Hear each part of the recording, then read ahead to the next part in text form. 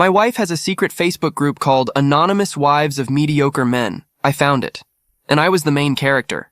The group has thousands of members, all of them posting rants about husbands who think they're amazing, but who, according to them, are painfully mediocre. My wife posted every week, in detail, about me.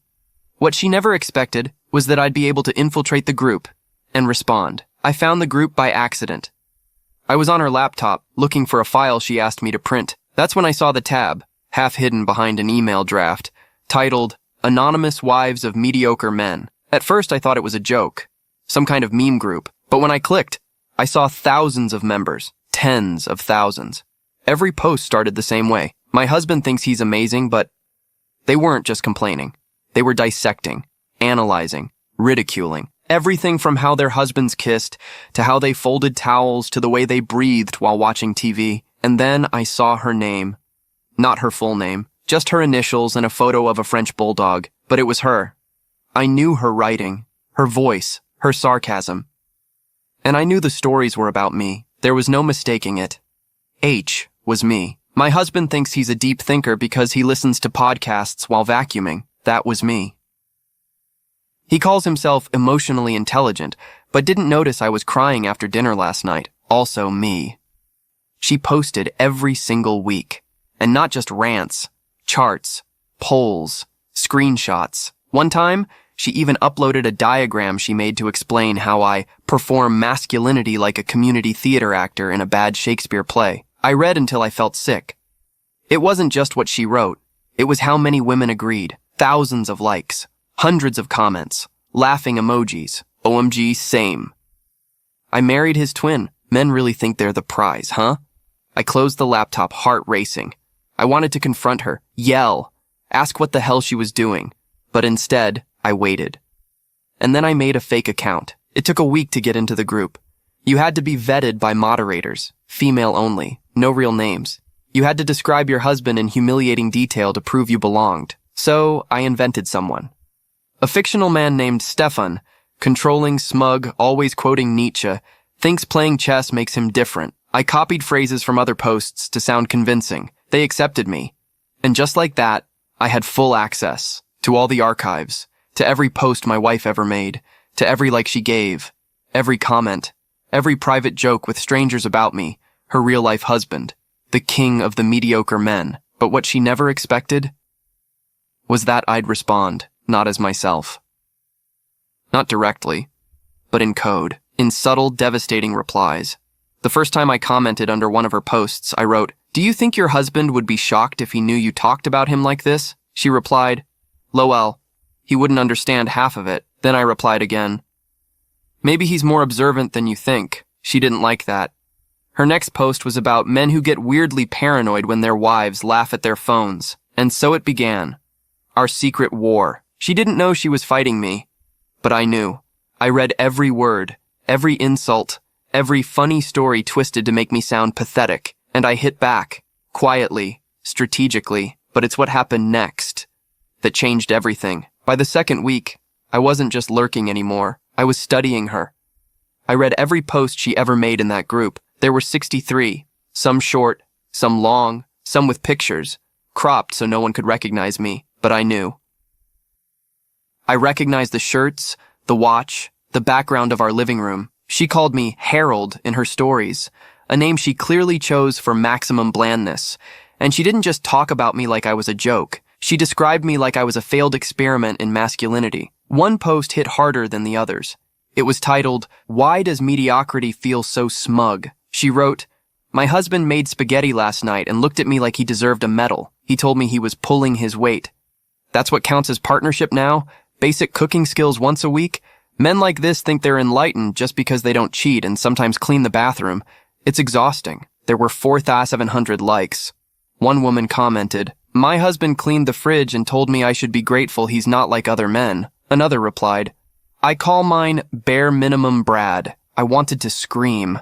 I wanted to tear the screen in half. I didn't even remember the night she was talking about. I thought we had a nice dinner. I even lit a candle. I thought she was happy. That post destroyed me, but it also gave me an idea. If she was going to paint me as some symbol of male mediocrity, I was going to feed the fire, see how far she'd go. So I started acting more like Harold, I exaggerated all the things she hated. I left dishes half-washed, told boring stories at dinner, quoted articles I barely read. Every time she posted about it, I'd comment anonymously, just vague enough not to give myself away. Sounds like you're being emotionally starved while being expected to applaud mediocrity. She liked that comment. She even replied, "It's the emotional starvation for me." I swear to God, I almost laughed out loud. She had no idea, but it didn't stop there. Eventually, I saw her post something that made my blood run cold. Sometimes I fantasize about getting in my car and just driving. No destination, just leaving. I don't hate him, I just feel invisible. It was raw. Honest. Not sarcastic. Not mocking. It didn't feel like entertainment anymore. It felt like a confession. And suddenly, I wasn't angry. I was terrified. Had she really been feeling this all along, while I was busy trying to be a good husband in the most performative ways? Had I been so blind, so self-satisfied, that I missed the slow rot underneath our marriage? I didn't comment on that post. I couldn't. Instead, I started writing my own, still in disguise, still part of the group, but from a different perspective. Does anyone here ever feel guilty for how they talk about their husbands? Like, what if he's not perfect, but he's trying? The responses were brutal. Trying isn't the same as changing. They always say they're trying. While we drown, and then she replied too. My wife, trying is meaningless if the effort is self-centered. My husband tries to impress me, but he never actually sees me. That broke me, because she was right, and what I did next was something I never expected of myself. I stopped commenting. For 3 days, I didn't open the group. I couldn't. Every word in there felt like a mirror I didn't want to face. Warped, but still accurate enough to hurt. Instead, I watched her. Not in a creepy way, just closely. Carefully, like I was meeting her for the first time. I noticed things I had ignored for years. The way her face tightened when I spoke over her without realizing. The way she sighed quietly after folding my laundry. Again. The silence between us in the evenings, when we sat on the same couch, breathing the same air, but not really together. She wasn't cold. She wasn't mean. She was distant. And I had no idea when that distance began. That night, I offered to cook dinner again, properly, not just some smug display of husband points. I made one of her favorites, didn't say a word about it, didn't expect praise. She said thank you, politely. Like I was a waiter, and I realized how far gone we were. But something shifted the next morning. She left her phone on the kitchen counter while taking a call in the hallway. It buzzed. A notification popped up from the group. AWMM. You've been tagged in a comment. I shouldn't have touched it, but I did. It was a comment on one of her old posts. The one about emotional starvation. Another woman had replied, "Have you ever talked to him about this? Or are you just waiting for him to magically read your mind?" Then someone else tagged her and added, "Or maybe he's not the villain. Maybe he's just lost. Like a lot of them are." She hadn't responded yet. I felt something in my chest. Not hope exactly. Just a crack. A possibility. So I made a decision. If I was going to fix this, if there was anything left to fix, I couldn't keep hiding. That night, after she fell asleep, I went into the group one last time. I wrote a post. A real one. Honest, raw, not pretending to be someone else. No fake husband, no sarcastic tone. Just this. What if one of the mediocre men you're all talking about found this group? What if he realized too late that the woman he loves feels like a stranger next to him? What if he read every post and still couldn't hate her? Only himself. What would you tell him to do if he finally wants to see her before she disappears? I signed it anonymously. Within minutes, the comments poured in. Some were cruel. Too little, too late. Cry me a river. Be a man and talk to her, not us. But one stood out. It said, "If you're serious, write her a letter. No excuses. No, I'm trying. Just truth. Women like her deserve to be seen before they disappear completely." The comment was from my wife. She didn't know it was me, but I knew exactly what I had to do next. I didn't sleep that night. I lay beside her, staring at the ceiling, listening to her breathe, wondering how many nights she had stayed awake next to me, feeling invisible. By morning, I had written the letter, not typed, not edited, not polished, just ink and paper, messy and raw, 4 pages, no excuses, no blame, only truth. I wrote about how I found the group, how I had been reading everything, how I had pretended to be someone else. I told her I deserved every word she wrote, even the cruel ones, because I hadn't really seen her in years. I told her I thought I was a good husband because I wasn't bad. I didn't cheat. I didn't hit. I remembered birthdays. I showed up, but I never noticed her. Not really. I told her that somewhere along the way, I stopped asking who she was becoming. I kept loving the version of her I married, not the version she was evolving into, and now I feared I didn't know her at all. I left the letter on her pillow. Then I left the house. I needed to give her space. Or maybe I just couldn't handle watching her read it. I sat in my car for hours, parked outside a supermarket, watching people come and go, wondering if any of them were part of that group too, wondering how many other men had no idea they were the main characters in someone else's secret story. Around noon, I checked my phone. One missed call from her. Just one. No message. I didn't call back. Instead, I went home. She wasn't in the living room. Or the kitchen. I thought she might have left. But then I heard the shower running. I sat on the edge of the bed, heart pounding, staring at the crumpled envelope I'd written her name on. When she came out, she didn't say anything at first. She just looked at me. Her eyes were red, but not furious, not broken. She sat down across from me. "Was it really you?" she asked quietly. I nodded. Her voice was calm, but shaking slightly. "You read all of it?" "All of it," I said. She looked away, biting her lip. "I didn't write those things to be cruel," she said. I didn't know where else to go. I didn't know how to tell you without breaking something." I nodded again. "You didn't break it. I did. I just didn't notice." We sat in silence for a long time. Then she said something I'll never forget.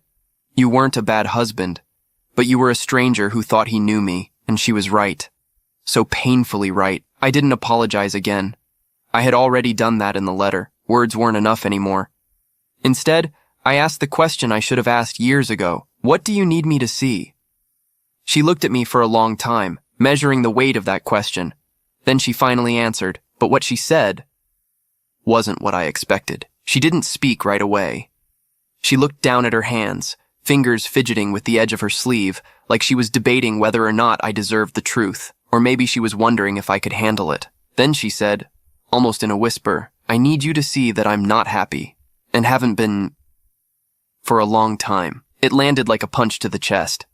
Not because it was a surprise, but because hearing it aloud shattered every illusion I'd been clinging to. "I thought you were just tired," I said, ashamed of how hollow it sounded. "I was tired," she replied. "Then I got numb. Then I started screaming in places where you couldn't hear me." I nodded slowly. "Like a Facebook group with thousands of strangers." Her expression changed. Not guilt, exactly, just exhaustion.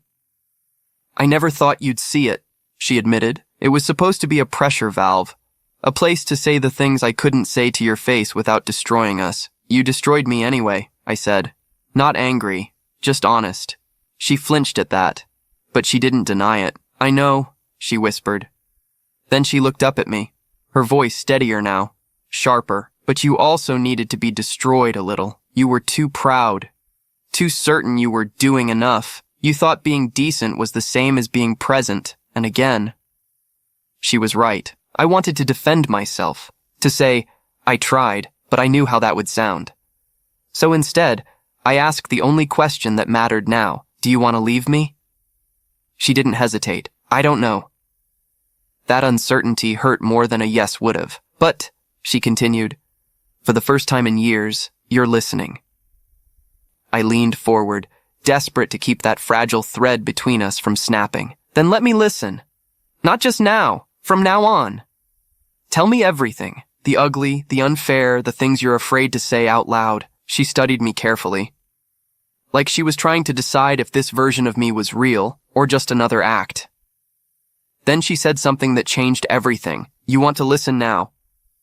But you were inside the group, pretending, manipulating, watching me bleed and never stopping me. I didn't know how," I admitted. "I was angry, then scared, then ashamed. I didn't know if I deserved to stop you." She looked at me for a long time. "You didn't." Silence again. Then she stood up. "I'm going to my sister's for a few days. I need to think." I nodded, even though every cell in my body wanted to beg her to stay. She grabbed a small bag she had clearly already packed, maybe before I wrote the letter. Before she walked out, she turned to me and said, "If this is real, this change, then don't prove it with flowers or texts. Prove it by staying uncomfortable, by not looking away." And then she left. I sat there for hours, and I knew. This wasn't about saving our marriage. It was about becoming someone worth staying for. The house felt different without her. Quieter, obviously, but not in the peaceful way I used to crave after work. It was the kind of silence that echoed, that pointed at every neglected corner of our life and said, "Look, really look." I walked through each room like a stranger. I noticed how many of her things were in boxes, like she had been halfway packed long before she told me she was unhappy, like she had been preparing for this departure silently for months, maybe longer. There were coffee mugs I didn't recognize, clothes I'd never seen her wear, books she'd underlined, written in books about identity, marriage, loneliness. Her world had been expanding, evolving, and I hadn't kept up. I hadn't even noticed. That first night alone, I didn't turn on the TV. I sat at the dining table, the one she once called the loneliest place in the house, and I reread every single letter she ever wrote me, birthday cards, anniversary notes, little post-its she used to leave in my lunch when we were dating. There was a shift. Around year 3. Before that, her words were full of hope, passion, excitement about our life, about me. After that, they got shorter, politer, a bit more generic each year. I hadn't noticed. I thought it was just part of being married. You get comfortable. You say less. But now I saw it clearly. She was saying less because I had stopped listening. 2 days later, I got a message. From the Facebook group, not a comment. A private message. It was from one of the moderators, a woman named Julia. Her profile was anonymous, but her tone was sharp. "We know you are infiltrating the group. Your account has been removed. You violated our trust, our space. Whatever pain you're in, it's real, but you don't get to process it here.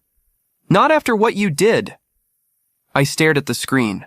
I wanted to reply, to explain, to say I wasn't there to spy, not at first, that I had fallen into it and didn't know how to crawl out, but I didn't. They were right. I didn't belong there.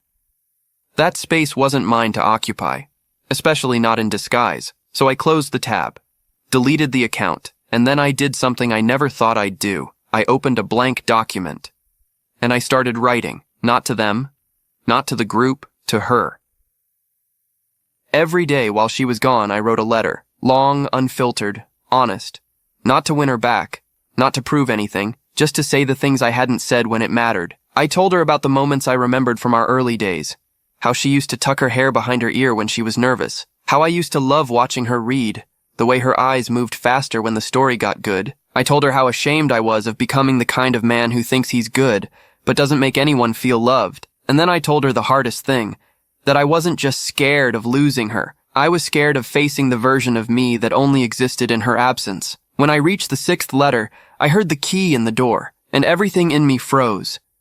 The sound of the key in the door hit me like a siren, not loud, but unmistakable. I was at the kitchen table, still in the same clothes from yesterday, my 6th letter halfway finished. I didn't move. I couldn't. Every second stretched like it was holding its breath. Then the door opened. She stepped inside quietly. No dramatic entrance. No suitcase this time. Just her purse, her coat, her presence. She looked around like she wasn't sure she belonged anymore. Or maybe she was checking if I'd changed anything, if the house still felt like hers. I stood slowly, not rushing. Not desperate. "Hi," I said. "Hi," she replied. Her voice was tired, but not cold. She didn't hug me, didn't smile, but she didn't leave either. That felt like something. "I didn't think you'd come back this soon," I said. "I wasn't planning to," she admitted, putting her bag down. "But I kept thinking about the letter, the one I left." She nodded. "And about what you wrote in that group," she added, her voice firmer now. "The anonymous post." I froze. "You knew it was me?" "Not at first," she said, "but after I read your letter, I went back and read that post again. It was your voice. The part where you said you kept loving the version of me you married. That's something you once said. In a card." She remembered that? I couldn't breathe. She sat down across from me. "I hated you for being in that group," she said. "Hated that you saw all those pieces of me I never meant you to see. But also..." She paused. "But also, you finally saw me." Those 4 words landed harder than anything she'd ever said to me. I didn't say anything. Just let her keep going. I don't know if I want to stay, she continued. I'm not saying this is some magical fix. I still feel lost. Still feel distant. But for the first time, I feel like you're actually in the room with me. She looked at the stack of handwritten letters on the table. Are those all for me? Yes, I said. One for each day you were gone.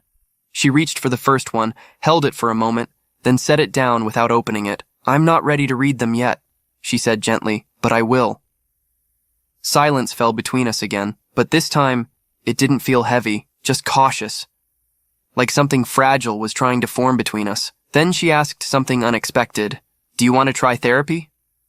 I blinked. Couples therapy? No, she said. I mean, yes, maybe eventually, but first, individual therapy, for both of us, separately. I hadn't expected that, but the moment she said it, I knew she was right. I do, I said. Yeah, I really do. She stood. I'm going to take a shower, she said. I don't know if I'm staying the night. I just needed to see if this house, if you felt different, and then she walked down the hallway. I sat back down, my hands shaking slightly. It wasn't a reunion. It wasn't forgiveness, but it was the first real conversation we'd had in years, and somehow, that was enough for now. She stayed the night. But not in our bed. She took the guest room, the one we always said we'd turn into an office, but never did. I offered her the bedroom, but she declined. Said she didn't want to sleep in a space that still felt like a lie. I understood. We didn't talk much that evening, just moved quietly around each other, like two people recovering from an earthquake, both still waiting to see if the aftershocks would hit. I made tea. She accepted. We sat at opposite ends of the sofa, sipping in silence. That silence, though, it wasn't hostile anymore. It was honest. The next morning, she left early without saying much. Just a short, "See you later," before closing the door, but she took the first 2 letters with her. It was a start. That day, I made an appointment with a therapist. I didn't wait for her to ask again. I didn't do it to prove anything. I did it because, for the first time, I saw the version of myself she had been writing about, and I hated him. Not because he was a villain, but because he was invisible, absent in plain sight. The therapist asked me a simple question during our first session. When did you stop being curious about your wife? I didn't have an answer. Maybe it was after our 3rd anniversary. Maybe after we moved to a quieter street. Or maybe after I started assuming she'd always be there, simply because she always had been. That terrified me. When she returned that night, she looked softer. Tired, still, but less guarded. I read the first letter, she said. I waited. It hurt, she admitted. But it felt real, and I needed that. She didn't hug me, didn't smile, but she sat beside me. Closer this time. We watched a film we used to love. Or tried to. She fell asleep halfway through, her head tilted slightly toward me but not resting on my shoulder, and I didn't move. I just stayed there, still, afraid that even a breath too loud might break the moment. Later that week, she began writing letters too. She didn't give them to me. I just saw her notebook open on the table sometimes, always closed when I walked in. I didn't ask. She wasn't ready to share, and that was okay. Healing isn't always about talking. Sometimes it's about holding space, about not rushing the silence. That weekend, she asked if I wanted to join her for a walk. No phones, no distractions. We walked 3 blocks without speaking. Then, suddenly, she said, "Do you remember our trip to Florence?" I nodded. Of course. You were so alive back then. So present. You touched my back when we crossed streets. You watched me when I talked like I was the only thing in the room. She looked straight ahead. I want to know if that version of you still exists. I didn't answer immediately, because the truth is, I wasn't sure either. But I was willing to find him again, not just for her. For me. I started waking up earlier. Not to impress her. I had learned my lesson about performative gestures, but because I couldn't sleep like I used to. My mind wouldn't let me. There was too much to process, too much to unlearn. Every morning before work, I wrote. Not letters this time. Just thoughts. Memories. Regrets. I forced myself to revisit all the little moments I had dismissed as normal, but which, in hindsight, were signs. Like the time she asked if we could have a no-screens dinner once a week, and I laughed and said, "Sure, if you want to pretend we're in the 1800s. She didn't bring it up again. Or when she tried to explain why she hated the phrase, "I'm just tired," how it was never about physical exhaustion but emotional depletion, and I told her she was overthinking it. Now I realized she wasn't tired of the world. She was tired of me. When she got home that Thursday, she didn't go straight to her room. She found me at the table, quietly typing, and asked what I was writing. I paused. Just untangling things. She nodded, then walked past me, but stopped and placed a folded piece of paper next to my laptop. I wrote back, she said simply. She left the room without looking back. My hands trembled as I unfolded it. Her letter was only half a page long. I don't know what I want yet. I'm scared that if I try to stay, I'll just fall back into the version of me that tolerated being unseen. But I also see you now. Not the man I used to beg for crumbs of attention, but someone sitting in his own discomfort and choosing not to run from it. That matters. It's not everything, but it matters. I reread it 3 times. Then I cried. Not loudly, not dramatically, just quietly, the way people do when they realize they've been forgiven a little more than they deserve. That night, she didn't go to the guest room. She walked into our bedroom slowly, stood at the door and said, "I'm not here to fix anything tonight. I just don't want to sleep alone." I nodded, okay. We lay side by side, not touching, not talking, but breathing the same rhythm. It wasn't romance. It wasn't reconciliation. It was recognition. That we were 2 fractured people trying to understand how the cracks formed and whether they could hold the weight of something new. That weekend, she suggested a rule. 1 hour every Sunday where we just talk. No phones, no distractions, no defensiveness. We called it the hour. The first one was messy. I over-explained. She shut down. We ended it early. The second was better. By the third, we were talking like 2 people meeting for the first time, not out of amnesia, but out of intention. And I realized something strange. For the first time in years, I wanted to be interesting to her again, not because I was scared of losing her, but because I was finally starting to understand who she was becoming. By the time we reached our 4th hour, something shifted. We weren't just talking about the past anymore.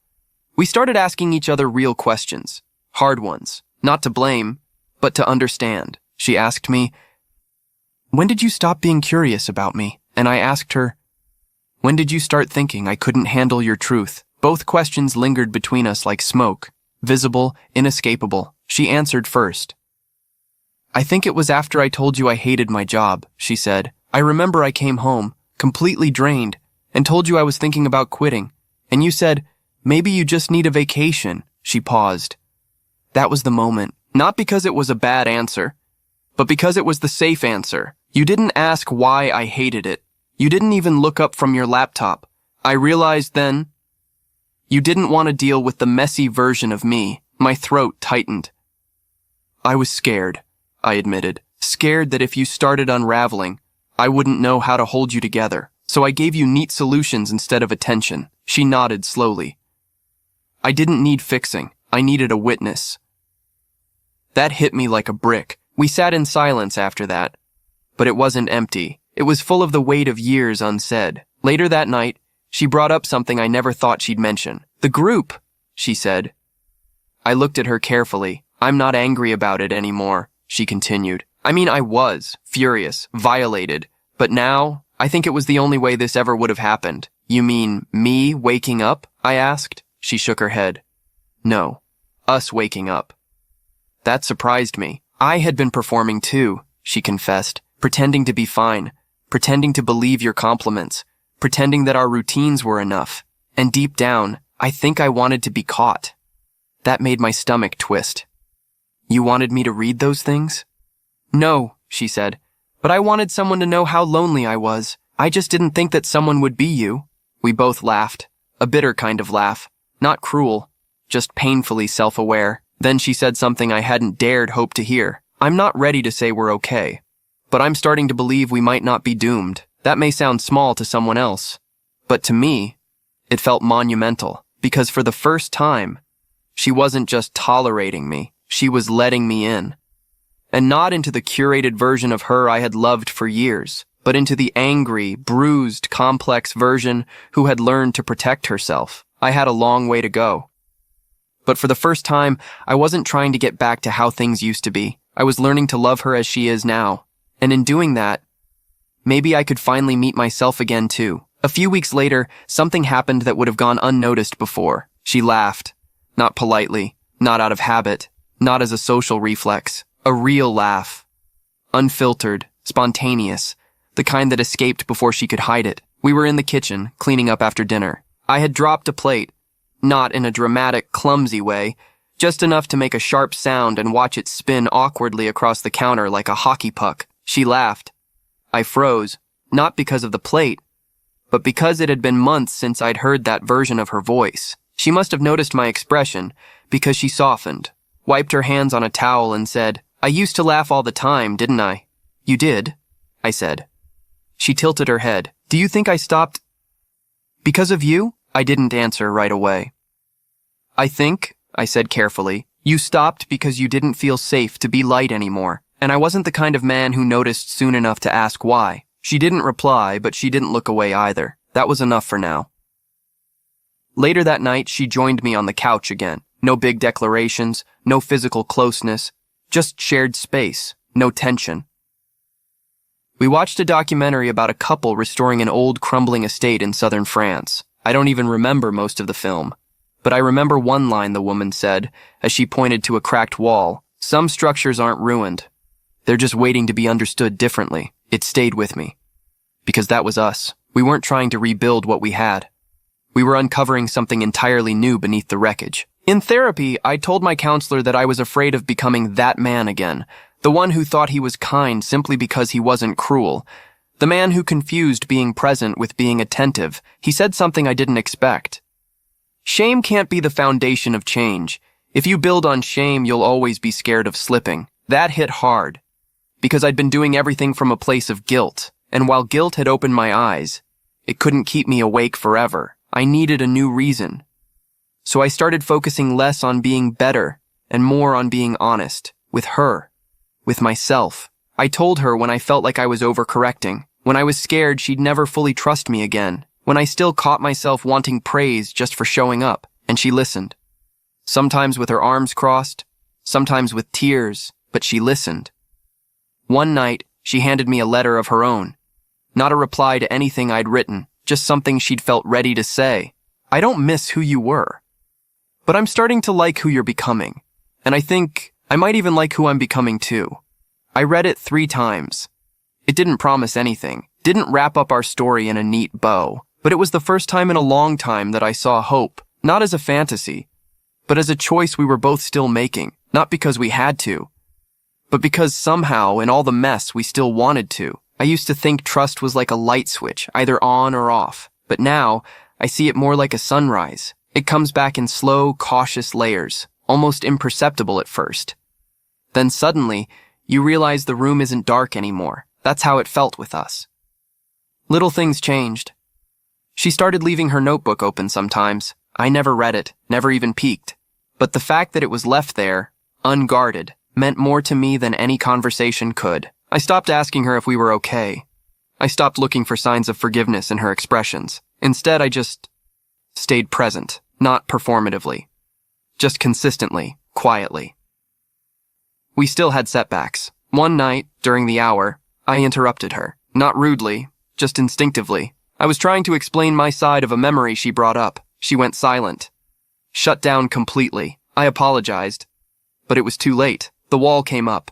She left the room. I sat there alone, furious with myself. Old me would have followed her, defended myself, tried to fix it in the moment. But this time, I waited. The next morning, I slid a note under her door. "I'm still learning. I know that's not an excuse, but it is the truth. When you're ready to tell me how I made you feel, I'll be ready to hear it, without defending, without interrupting, without needing to be right." She didn't reply with words. But that night, she sat next to me again, and her shoulder brushed mine. She stayed close the whole episode we watched, and I knew we were still in it, still choosing. The biggest change came unexpectedly. We were in the supermarket grabbing groceries. She reached for a jar of something I never remembered her liking. I said without thinking, "Since when do you like artichoke hearts?" She looked at me, surprised. "Always have." I blinked. "I don't remember that." Her reply was quiet, but it pierced. "You never asked." There it was again.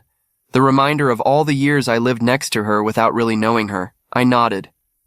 "Then tell me now, Tell me why you like them, she smiled faintly. Because they're complicated. You have to peel away so much to get to the good part. I laughed, but it wasn't really about the artichokes. She was talking about herself, about us. Back at home, while putting away the groceries, she stopped suddenly and said, I didn't think you'd make it this far. I looked at her. What changed? You stopped asking for my reassurance, she said. You started showing up without needing a prize for it. That hit me harder than I expected, because it meant she'd noticed. All of it, and she still hadn't left. That night, as we got ready for bed, I asked, Do you still think I'm mediocre? She turned toward me, eyebrow raised, amused. Honestly? She said. I braced myself. I think you were, she admitted. But now, I don't know what you are yet, and strangely, that's the first time you've actually intrigued me in years. She turned off the light and got into bed, and I lay there, staring into the dark, thinking, maybe curiosity is how love begins again. It had been nearly 2 months since I found the group, 2 months of walking the tightrope between redemption and rejection, 2 months of seeing her not as my wife, but as a person I was meeting again. Slowly, deliberately, without shortcuts. One evening during our hour, she asked me a question I wasn't prepared for. What did you think I was going to do after you found the posts? I hesitated. At first, I thought you'd deny it. Or cry. Or maybe leave. And when I didn't? She asked. I didn't know what to do with that, I admitted. You didn't react the way I expected. You just stayed calm, cold, like you'd already made peace with losing me. She nodded. I had, a long time ago. The honesty of that hit harder than any insult. She wasn't trying to hurt me. She was just telling the truth. I looked at her, not searching for pity, not for reassurance, just seeing her, fully, with all the sharp edges I had ignored for years. She continued. The worst part wasn't that you read it. It was realizing how long I had been screaming into a void, and that you were the void. I swallowed hard.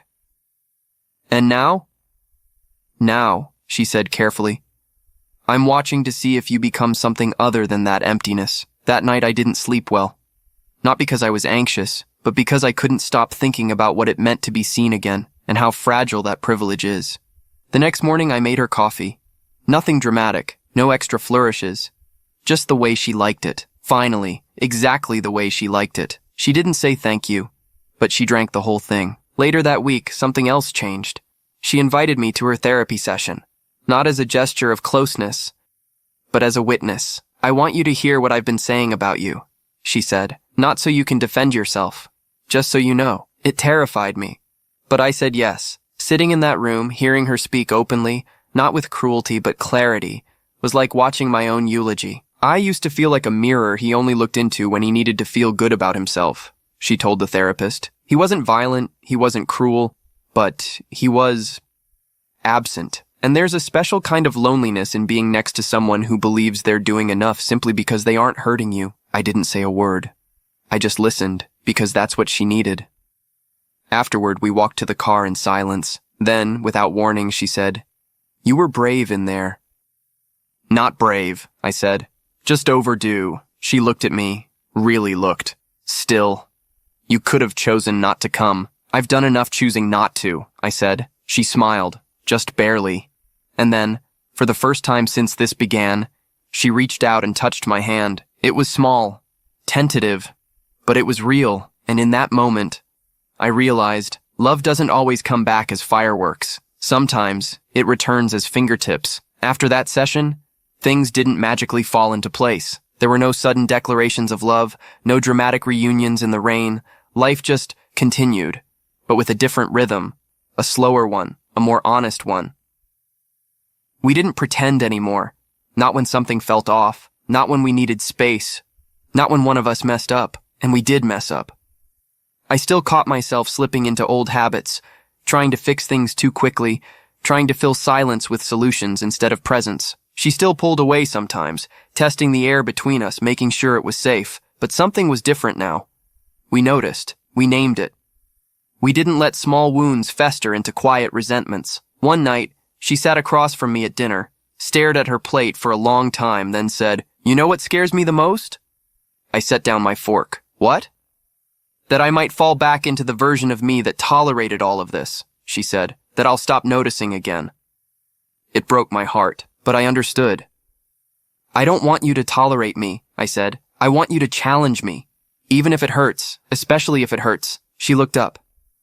You say that now. I'll say it tomorrow too, I replied, and the next day. Because that's what love was becoming for me. Not a feeling, but a practice, a discipline, a choice I had to make every single day, even when it was uncomfortable, especially then. One Saturday morning, I found her standing in the hallway, staring at an old wedding photo on the wall, the one where we were laughing, soaked in champagne and sunlight. Do you miss them? She asked. I didn't have to ask who she meant. I miss what they thought they had, I said, but I don't want to go back to being him.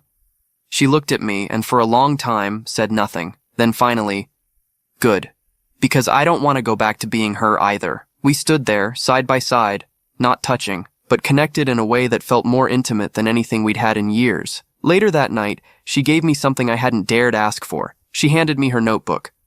All of it? I asked, surprised. She nodded. Start at the beginning. I stayed up until 3 a.m. reading her entries. They were brutal. Some pages were venomous, some heartbreaking, some filled with hope she didn't even realize she still had, but they were all real. And they gave me a map, not back to her, but into her. The next morning, I told her I wasn't afraid of her anger anymore. I think your rage saved us, I said, because it was still energy, still passion. It meant you hadn't fully left. She didn't say anything. But her hand found mine again, fingertips again. A little firmer this time, and I knew, without needing words, that we were finally stepping out of survival mode, one fragile step at a time. It took us nearly 5 months to stop measuring our progress in apologies. At some point, I couldn't say exactly when, we stopped counting the things we'd survived and started building something that had never existed between us before. Not a return. A beginning. The Facebook group was long behind us now. She had left it on her own terms. No dramatic exit, no grand announcement, just a quiet departure, like someone stepping out of a room that no longer needed them. I needed that group when I felt voiceless, she said once, but now I want to say things where they matter. And she did. She started talking to me again, not just updates and logistics, thoughts, fears, dreams.